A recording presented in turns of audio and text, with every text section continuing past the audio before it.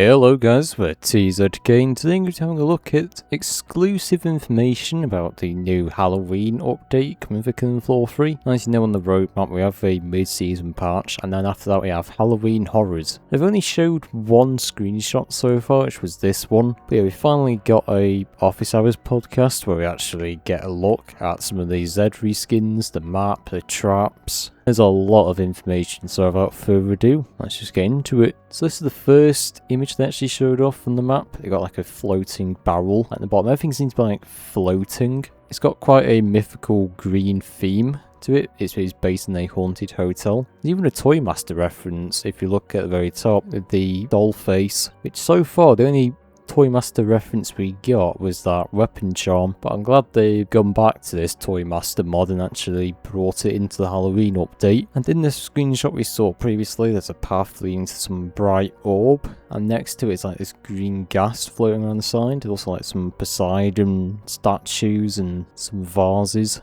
I've actually got a look at some new traps as well. Now when the developers were talking about traps, there is one actually exclusive trap to the Haunted Hotel map that you won't see in the other map. But most of them have been actually reskinned, like the fan trap, which is pretty much this painting that sucks Zeds into it. I wonder if it breaks when the Fleshpound and Screech goes into it, just like the regular fan. And you've also got this beam trap on the bottom here, which is similar to like a laser trap on Antarctic base and Onslaught. You can see like souls like shooting out with it. And to activate this trap, looks like you do have to use the multi-tool, which is kind of a little bit out of place because it is kind of futuristic, but they did mention that it could be changed later. All this is still a work in progress, so do keep that in mind. What it says looks a bit funny with the random multi-tool panel. Guess what? This is all, like, big preface, this is all work in progress stuff that you see. Even the multi-tool panels, those have new assets that are themed specifically for this map. I think the only things that might be in this map, I don't know yet. I think like Trader Pod is the only like semi-non kind of theme thing that's in there. But there's even a trap in the seance room, which is basically the orb that you see in the original picture. It starts floating and starts throwing everything around the room, and they even briefly showed off this little Shop of Horrors trap that actually eats Zeds. Like this giant plant that just starts eating all the little Zeds one by one. Again, I wonder with the big Zeds, like with the Fleshpounds, I wonder if it could eat them in one go, or if it's only like the small trash Zeds. It would be cool just like see one body part getting ripped off like one by one until the Zed eventually dies. There was also a question from the audience whether there will be a Christmas event, but Brian said they're only focusing on Halloween this year. There might be a Christmas update in the future, but we don't exactly know until we get a new roadmap. They did have audio issues in this section of the live stream, but this is what Brian said in response. Does we get another crazy Santa workshop? No. So this year we're only focused on our Halloween horrors event, and we have some. How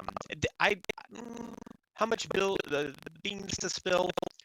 There is a seasonal element attached to the winter map, but we're not doing like a big Santa type thing. We're really putting all our efforts into doing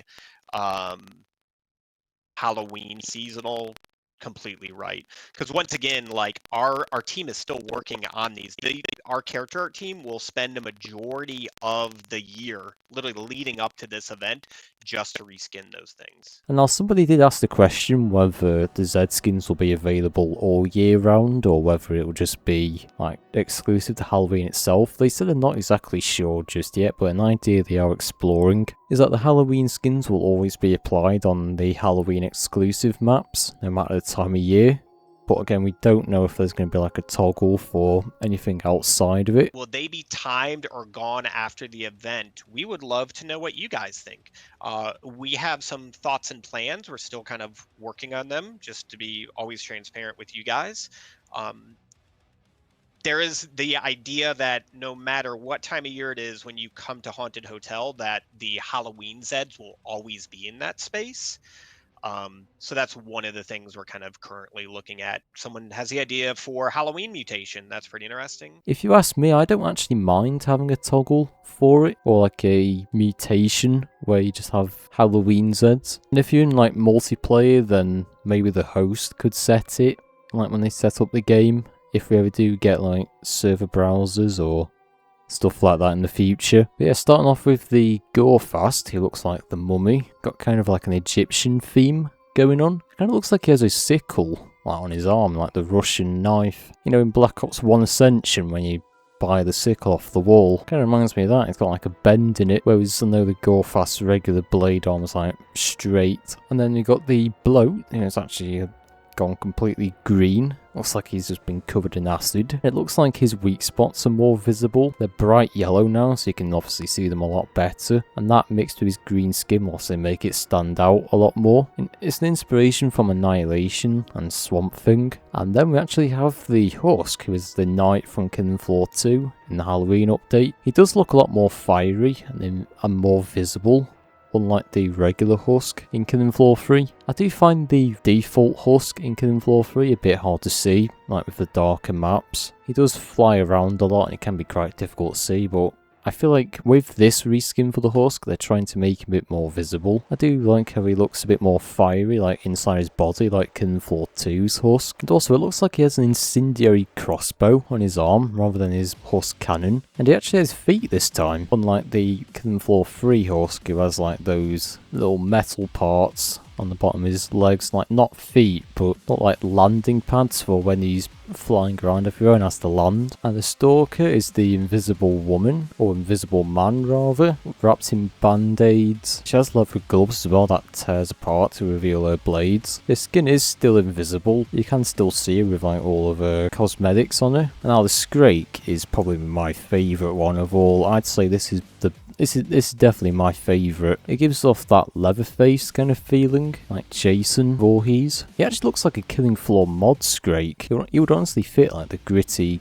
old Killing Floor style, like Killing Floor 1 very well. It doesn't have a futuristic chainsaw anymore, it's more like modern, which is good. And the flesh pound even returns as the lizard fish, which I wasn't exactly sure if it was the same in Killing Floor 2, but it actually is. The Killing Floor 2 Halloween flesh pound was also the lizard fish. This time around it looks a bit more Leviathan, Lovecraftian. His grinders are also made of sea mines apparently. They're all stuck together, even though there's little spikes pointing out of it. And of course moving on to the Cyst, who's a bit more like a zombie, as they mentioned in the live stream. I wanted to like base it off like one of the original zombies. Like they were mentioning with old horror movies, like when zombies were first going to be introduced in movies. It's like Dawn of the Dead kind of thing from like George Romero. You see he looks a bit more bonier. He doesn't really have like the skin hood that crawls back. I remember from when the Cyst was first revealed, he had like that flesh hood that like peels back. It looked quite freaky. But yeah, all this they say is a work in progress. It's a rough sculpture so far, so you could end up seeing something different. And the Siren is the bride, which I said was the one they had to put the most thought into because all of her Z tech, she had the extending neck,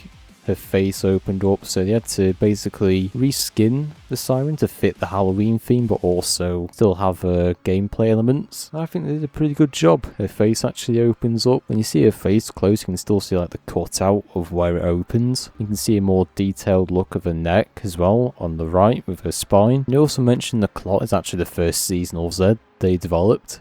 Kind of looks like a gargoyle. Its teeth look pretty freaking. Its long claws and long ears, like some kind of bat thing. It's also very purple, looking quite nice. And of course Moorcroft, who is supposed to be equivalent of Patriarch in the past two games. Also got his Frankenstein skin. I think the Patriarch was actually originally the Frankenstein in the other two. Yeah, it was actually. I just looked it up. Got the Patriarch's Frankenstein skin. Still got his weak spot. His minigun looks less organic.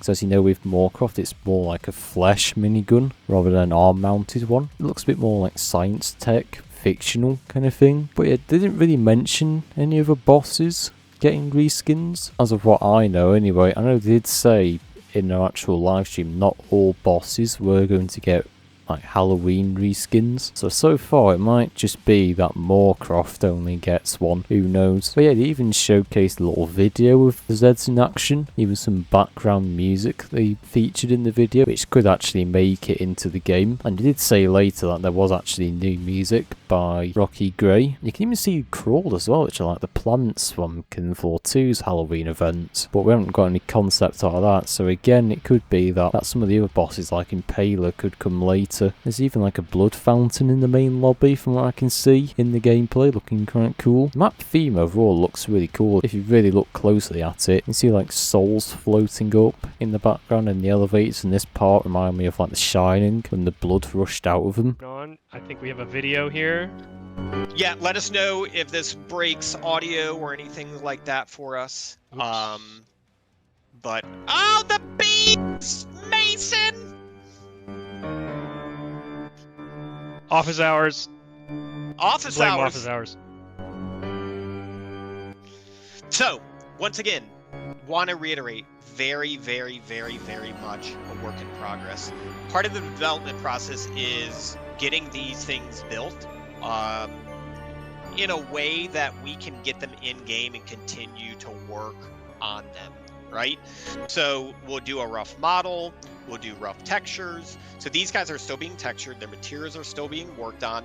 One thing is, when you design a cast of characters, you kind of got to do this pass to unify everything. So as a group, Samantha made this video for us to look at, where it was like, okay, there's not enough textural detail on this character's too bright, this character's too dark. Eric comes and does a paint over of all of the characters in a lineup, and then the character art team can do essentially like the shippable pass of being able to apply that. So yeah, like I really like the way the bloat came out here.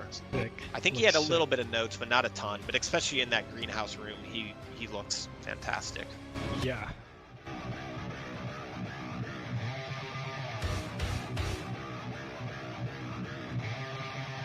There's our Like fish there's pound. some details that we're still working on, but Samantha's done a really good job blacking that out. There you see kind of Moorcroft with the top of his skull cap missing. He wasn't really finished being built before he went back out there.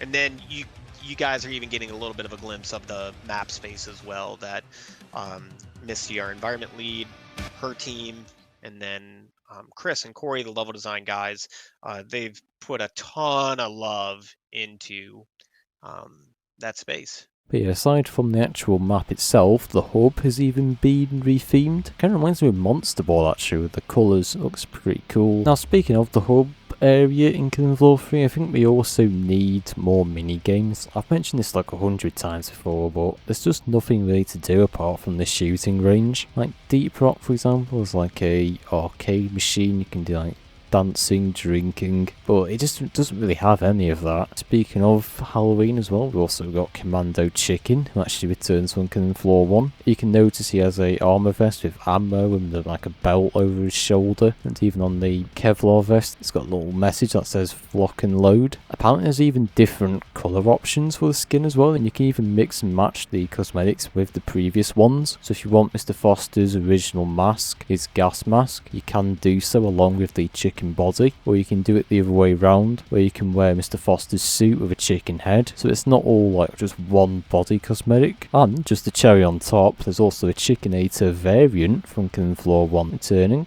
I think this one, in my opinion, looks a bit better because it's like a bit more battle worn. You can see it's got like feathers and blood in the pants. You can actually see like little tears where the robotic stuff is. But I mean, everyone has their preferences. So I know some people like the cleaner cosmetics, where others like it more battle scarred. The Chickenator also has that Terminator look to him with like the eye and hand. Pretty damn cool. And speaking of robotics, somebody did actually ask if the DAR is returning, and Brian didn't really confirm or deny it. Bring back our beloved DAR. You're trying to get me in trouble now, I feel like, with that one. So maybe there is a DAR bot returning. I know a couple of my friends really want that to return, so hopefully there is. But yeah, there's no exact date yet when this update will be coming out. But Brian did mention there will be another office hours stream in the future, as they are trying to push more of them, which is good to see. I think these office hours streams are really good for like advertising the game and its new content, keep people engaged and showing what's more to come. But yeah, do let me know what is your favourite part of this live stream. For me, it's got to be the Chickenator and also the Scrake reskin